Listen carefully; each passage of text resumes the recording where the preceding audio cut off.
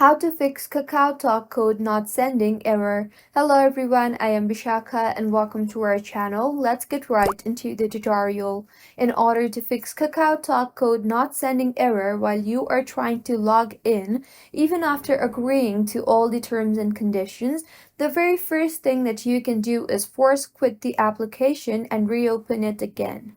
See if that helps in fixing the issue. If not, open the control center and make sure the flight mode is not enabled. Also tap on focus and make sure the do not disturb mode is not enabled either.